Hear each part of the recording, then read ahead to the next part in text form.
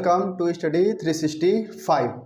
आज हम हड़प्पा सिंधु सभ्यता का जो चैप्टर छूट गया था कालीबंगा से लेकर उसको शुरू करेंगे। पिछले वाला जो चैप्टर था हड़प्पा, मोहनजोदड़ो, लोथल और जितने भी स्थल थे सबके बारे में मैंने पहले के वीडियो में बताया है। जो अभी नए हैं तो वो डिस्क्रिप्शन में जाके लिंक देख सकते हैं, तो उनको आपको वहाँ पे वीडियो मिल जाएगा। और आप लोग को तो मैंने नोट्स बनवा ही दिया था। ठीक है, चलिए शुरू करते हैं। हड़प्पा का आगे वाला हिस्सा, पीछे वाला का वीडियो डिस्क्रिप्शन पे उसका लिंक है। ठीक है, कालीबंगा शुरू करते हैं। कालीबंगा राजस्थान के, पहले लिख लीजिए कालीबंगा, नाम जरूरी है कि हम इसके बारे में पढ़ रहे हैं। कालीबंगा राजस्थान के हनुमानगढ़ जिले के घग्गर नदी, अभी सब पूछते हैं इसलिए मैं इसको लिख दे रहा हूँ। घग्गर नदी, ये दूसरा हो गया कि बाएं तट पर है। राजस्थान के हनुमानगढ़ जिले में घग्गर नदी के बाएं तट पर। कालीबंगा का शाब्दिक अर्थ है काले रंग की चूड़ियाँ। ये क्वेश्चन पूछे गए हैं इसलिए मैं उनको एक सिस्टमेटिक रूप से जमा कर आप लोग के लिए बता रहा हूँ। काले रंग की चूड़ियाँ, काले रंग के कुछ साक्ष्य वहाँ पे काले रंग के मिले थे और उसकी आकृति जो क्षेत्र स्थल की थी गोलाकार थी। तो जो खोज करता है उन्होंने उसका पूरा नाम काले रंग की चूड़ी के हिसाब से कालीबंगा रख दिया। ठीक है, इसकी खोज 1951 में अमलानंद घोष ने की थी। 1951 अमलानंद घोष, एक एग्जाम में आया था। एक कालीबंगा की खोज किसने की थी, एक घोष ऑप्शन उसमें दिया हुआ था, पूरा नाम नहीं दिया था। तो ये कई बार ऐसे भी हो जाता है, तो आप याद रखें एक घोष या अमलानंद घोष, कई चीज़ के शॉर्टकट नाम ही दे देता हो उस तरीके से, है ना। कालीबंगा के शवों में अंत्येष्टि संस्कार, उस समय जो शव होते थे वहाँ पे अंत्येष्टि संस्कार हेतु 2-3 विधियों के बारे में बताया गया है। पहला पूर्ण समाधिकरण, आंशिक समाधिकरण और दाह संस्कार। समाधिकरण से आप लोग समझते हैं कि जैसे गड्ढा खोद देते हैं और उसमें उनको बैठा देते हैं, समाधि लेना हो जाता है, समाधिकरण होता है। दूसरा दाह संस्कार आप लोग जानते हैं, जलाने वाला। ठीक है, ये साक्ष्य वहाँ पे मिले थे। ये इंपॉर्टेंट क्वेश्चन थे इसलिए मैंने कालीबंगा में इनको रखा है और ज़्यादा इसमें ऐड नहीं किया क्योंकि उससे कन्फ्यूजन क्रिएट होगी। दूसरा बनावली है, वर्तमान में यह है चलिए बनावली के बारे में पढ़ लें। अब बनावली के बारे में पढ़ते हैं। बनावली कहाँ है, वर्तमान में हरियाणा के फतेहाबाद जिले में स्थित है। इसकी खोज 1973 कितने में, 1973 में। अब 1973 में याद रखें किसने की थी, RS विष्ट ने, RS विष्ट।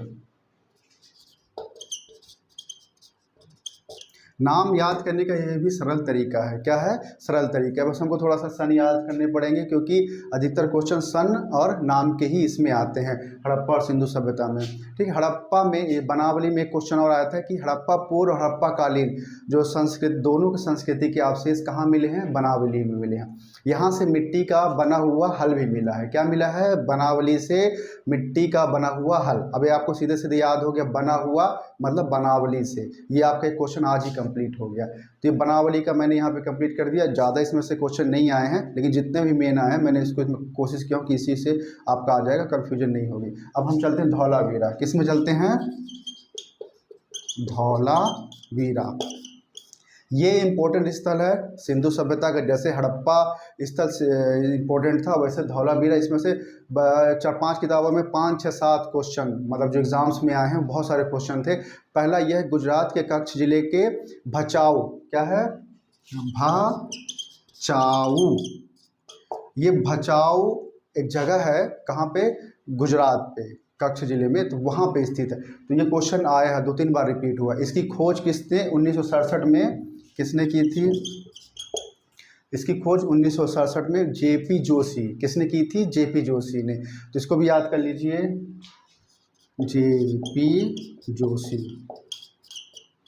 मैंने एक सरल भाषा में बनाने की कोशिश की है ताकि आप कंफ्यूज ना हो। डिटेल तो बहुत सारा डिटेल पढ़ाऊंगा तो बहुत ज़्यादा हो जाएगा, लेकिन जिस हिसाब से क्वेश्चन आ रहे हैं तो उस हिसाब से आपको बताऊंगा। तो एक अगर आप इसको 2-3 और वीडियो को सुनेंगे, कान में ईयरफोन लगा के जो सुनते जाएंगे तो आपको याद रहेगा कि हाँ ये चीज़ मैंने पढ़ी थी और कहीं पे सुनी थी। यहाँ से सिंधु लिपि के, अब आप, ये इंपॉर्टेंट क्वेश्चन है, ये बहुत बार रिपीट हुआ है। सिंधु लिपि जो है यहाँ से ही शिलालेख मिले हैं। सिंधु लिपि के शिलालेख कहाँ से मिले हैं हमको, धौलावीरा से मिले हैं। और जो शिलालेखों की संख्या 10 थी, 10 बड़े चिन्हों से निर्मित शिलालेख हमको सिंधु लिपि के जो शिलालेख थे कहाँ से मिले थे, धौलावीरा से। तो आपको इस चीज़ का भी याद रखना है। ठीक है, तो शिलालेख लिख देता हूँ मैं इसमें। शिलालेख है जिनकी संख्या 10 है, ये सिंधु लिपि है ना। ये आप इनको 10 से बड़े चिन्ह भी बोल सकते हैं, है ना, चिन्ह भी हैं ये, क्योंकि वहाँ पे शब्दों का यूज नहीं होता था, आकृति का यूज होता था, जिस कारण से इनको चिन्ह भी बोला जाता। यहाँ के निवासी जल संरक्षण की तकनीक से परिचित थे। अब इस बात को कि कुछ साक्ष्य मिले होंगे जल संरक्षण संबंधित। और एक जो इम्पोर्टेंट क्वेश्चन आता है कि यहाँ पे एकमात्र धौलावीरा में हड़प्पा सभ्यता का एकमात्र खेल का मैदान कहाँ से मिला है? धौलावीरा में। हड़प्पा सभ्यता में अगर पूरी सभ्यता को देखेंगे, सिंधु सभ्यता को, तो उसमें एक ही स्थल है जहाँ पे खेल का मैदान मिला है, वहाँ पे धौलावीरा से मिला। ठीक है, ये इंपॉर्टेंट क्वेश्चन थे, मैंने इन तीनों जगह कवर कर दिया। अब हम बात करेंगे हड़प्पाई लिपि की। हड़प्पाई लिपि, अब वही सभ्यता, हड़प्पा सभ्यता से जोड़ के इसको हड़प्पाई लिपि, मतलब वो पूरे सभ्यता में मिल रहा है। ठीक है, तो इसमें सिर्फ एक क्वेश्चन है जो इम्पोर्टेंट है इस लिपि में। इस लिपि के 64 मूल चिन्ह हैं। कितने चिन्ह है? क्वेश्चन आया था इस लिपि में, हड़प्पाई लिपि में कितने मूल चिन्ह हैं? तो 64 मूल चिन्ह हैं।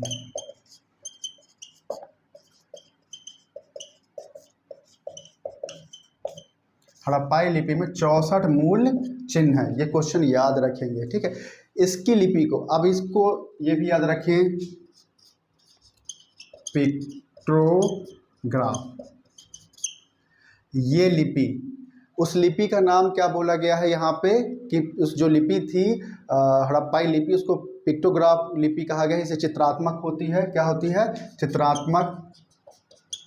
अब चित्रात्मक इसलिए क्योंकि उस समय कोई भाषा नहीं थी कि जैसे हम जिस समय हम भाषा पढ़ते हैं, A for apple, B for boy, फिर छोटा बड़ा, ये आपका चित्रात्मक थी, चित्रात्मक थी। और इसकी आकृति अगर जिस तरह से देखा जाए तो यू आकार, इस तरह से यू आकार के बहुत सारे चिन्ह मिले हैं वहाँ पे। और दूसरा मछली के जैसे ये मछली के जैसे वहाँ पे साक्ष्य मिले हैं। इसलिए इस सभ्यता में मछली को पकड़ना और शिकार करना, ये भी चीज़ यहाँ पे हुई है। तो हो सकता है इसी तरह से चिन्ह उन्होंने बनाया हो। तो ये जो भाषा अधिकतर जो भाषा पढ़े होंगे यहाँ पे खोजकर्ता, उनको यहाँ पे यू आकार और मछली के जैसे साक्ष्य ज़्यादा मिले हैं। उसी तरीके से यहाँ पे पूरे पढ़ने का नियम बना है कि क्या क्या चीज़ हुई है। जैसे इस भाषा को किस तरफ से लिखे हैं? दाईं से बाईं ओर। किस तरफ से? दाईं से बाईं ओर। हम लोगों ने हम किस तरफ से लिखते हैं? बाईं से दाएं लिखते हैं, और इन्होंने किस तरफ से लिखा है? दाएं से बाईं। ये भी क्वेश्चन बहुत जगह आया है। और वो जो चित्र में जो अक्षर, आप समझ लीजिए अक्षर भाषा किस तरह के आकार के थे? यू आकार के, और मछली के बहुत ज़्यादा संख्या में थे। अब इस पद्धति को, जो लिखने की पद्धति को, एक और क्या नाम दिया गया है? बूस्ट्रोफेडन। क्या बोला गया है? बूस्ट्रोफेडन। आप इस नाम चीज़ को आप याद रखेंगे, पिक्टोग्राफ। इस लिपि को पिक्टोग्राफ कहा जाता था और इस पद्धति को बूस्ट्रोफेडन कहा गया है। ठीक है, अब इसके बाद हम आगे चलते हैं। तो ये तो लिपि के बारे में हो गया। अब हम सामाजिक जीवन के, मेन सामाजिक जीवन जो मेरे बताने का मकसद है, मैं इसको पूरे हड़प्पा को इसमें कवर कर दूंगा कि हड़प्पा सभ्यता, सिंधु सभ्यता का वहाँ सामाजिक जीवन कैसे था। तो इस बार एक बार थोड़ा सा इसको गौर से सुनिएगा और आप लोग भी इसका नोट्स बना लीजिएगा। ठीक है, हड़प्पा सभ्यता जो थी मातृ सत्तात्मक थी, मतलब यहाँ पे माता मतलब स्त्री का ही राज था, जो साक्ष्य मिले हैं। समाज, एक चीज़ और बता दूंगा कि ये जो सभ्यता थी, सिंधु सभ्यता, हड़प्पा सभ्यता, ये पूरी नगरीय थी। जैसे हम लोग अभी विकसित हैं, डेवलप्ड हो रहे हैं, बढ़ रहे हैं धीरे धीरे, वो भी पूरी नगरीय सभ्यता के साक्ष्य मिले हैं। अब नगरीय सभ्यता के साक्ष्य का मतलब क्या है कि वहाँ पे सूती, ऊनी दोनों प्रकार के कपड़े मिलते थे, वहाँ के साक्ष्य मिले हैं। वहाँ पे हड़प्पा जो स्थल में, हड़प्पा के जो स्थल था, वहाँ पे स्त्री और पुरुष दोनों आभूषण धारण करते थे, आभूषण धारण करने के साक्ष्य मिले हैं। सूती और ऊनी दोनों कपड़ों के साक्ष्य मिले हैं। शाकाहारी मांसाहारी होने के दोनों के साक्ष्य मिले हैं। और इस सभ्यता को वैसे शाकाहारी सभ्यता ही कहा गया है। ठीक है, साक्ष्य भलाई मिले हैं शाकाहारी मांसाहारी के, लेकिन इस सभ्यता को सिर्फ शाकाहारी सभ्यता कहा गया है। जैसे यहाँ पे आभूषण मिले हैं, जैसे चन्हूदड़ों से लिपस्टिक के साक्ष्य मिले हैं। सूती, ऊनी, शाकाहारी, लिपस्टिक, आभूषण, जो भी चीज़ अगर आपको क्वेश्चन आते हैं तो आप बेझिझक इसका आंसर दे सकते हैं कि हाँ, यहाँ पे इन सब चीज़ों के साक्ष्य मिले हैं। आगे अगर अपन चलते हैं तो देखते हैं कि यहाँ पे लोग क्या है, जैसे अभी के लोग, हम लोगों को ज्ञान है गणित का, हथियार बनाने का, उस समय के लोगों को भी यहाँ का इन सब चीज़ों का ज्ञान था। जैसे गणित का, धातु निर्माण का, नाप तौल का, ग्रह नक्षत्र का, मौसम विभाग, इन सब चीज़ों की जानकारी के साक्ष्य कहाँ से मिले हैं? सिंधु सभ्यता से। सिंधु सभ्यता के लोग जो हैं युद्ध प्रिय कम थे, शांति प्रिय ज़्यादा थे। क्या थे, युद्ध प्रिय कम थे, मतलब युद्ध के वहाँ पे भाला बर्छी तलवार का इनका सबको कुछ ज्ञान नहीं था, उनको तलवार का उनको कुछ ज्ञान नहीं था, मतलब वो युद्ध से युद्ध लड़ाई झगड़ा से ज़्यादा बहुत मतलब उनको कुछ कोई साक्ष्य नहीं मिले युद्ध के वहाँ पे। हाँ, शांति प्रिय थे। हड़प्पा सभ्यता में एक मूर्ति मिली है जिससे गर्भ से पौधा निकला हुआ है, जिसे उर्वरता की देवी का प्रतीक माना जाता है, मतलब उस समय अधिकतर उर्वरता की देवी का साक्ष्य मिला है कि वहाँ पे वो जो भी देवी का बहुत सारी देवी की पूजा, देवी देवताओं सबकी पूजा करते थे, लेकिन उर्वरता की देवी का भी वहाँ पे साक्ष्य मिला है। ये तो हो गया पूरा सामाजिक जीवन। नाप तौल भी जानते थे, धातु निर्माण भी जानते थे, ग्रह नक्षत्र का भी उनको ज्ञान था, और आपके मछली शिकार का, मछली पकड़ने का, शिकार का, इन सब चीज़ों को वो लोग करते थे।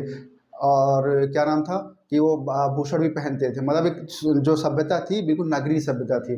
अब हम एक लास्ट इसका जो है पतन का जो एक मैं इसको ख़त्म करना चाहूँगा, पतन के बारे में बता कि सभ्यता का पतन कैसे हुआ है। तो इस सभ्यता का पतन एक क्रमिक पतन हुआ है। क्रमिक पतन मतलब पहले नगरीय सभ्यता से ग्रामीण सभ्यता में गए हैं, और ग्रामीण सभ्यता के होने के बाद और 3-4 वैज्ञानिकों ने अपना अलग अलग मत दिया है जो खोज करते थे उस समय के, कि कईयों ने कहा कि इसमें बाह या आर्यों का आक्रमण हुआ है, कईयों ने कहा कि जलवायु परिवर्तन हुआ है, किसी ने कहा कि प्राकृतिक आपदा जैसे मलेरिया या महामारी, कोई भी बीमारी उस समय आई होगी, अपन तो महामारी ही कह सकते हैं कि उसमें महामारी आई थी। तो ये सब चीज़ें वहाँ पे 3-4 चीज़ों को बोला जाता है, जिसका कोई क्लियर साक्ष्य नहीं है कि किस कारण से इसका पतन हुआ है, लेकिन ये इतना इसमें कंफर्म है कि जो पतन जो है क्रमिक हुआ था, और नगरीय सभ्यता से लोग ग्रामीण सभ्यता मतलब ऊपर से नीचे की तरफ आए थे। इस तरह से इस सभ्यता का पतन हुआ है। इस हड़प्पा और सिंधु सभ्यता को हम आज यहीं पे समाप्त करते हैं। साथ ही मैं आपको बताना चाहूँगा कि हम इसके 50 क्वेश्चन का एक वीडियो भी है जो 2-3 किताबों से और निकाल के कुछ क्वेश्चन बनाया गया है जो आपको एग्ज़ाम के लिए महत्वपूर्ण होगा। उसका लिंक भी डिस्क्रिप्शन में है, आप जाके वहाँ पे देख सकते हैं, और आप लोग को भी इसका नोट्स मैं दे दूँगा ताकि आपको पढ़ के ये पूरा हड़प्पा और सिंधु सभ्यता जो पढ़ाने में 1-2 शब्द छूटे हुए हैं तो हमारे वो PDF में कवर हो जाएगा, तो आप उसका वीडियो वहाँ पर जाके देख सकते हैं। आज के लिए इतना ही, धन्यवाद।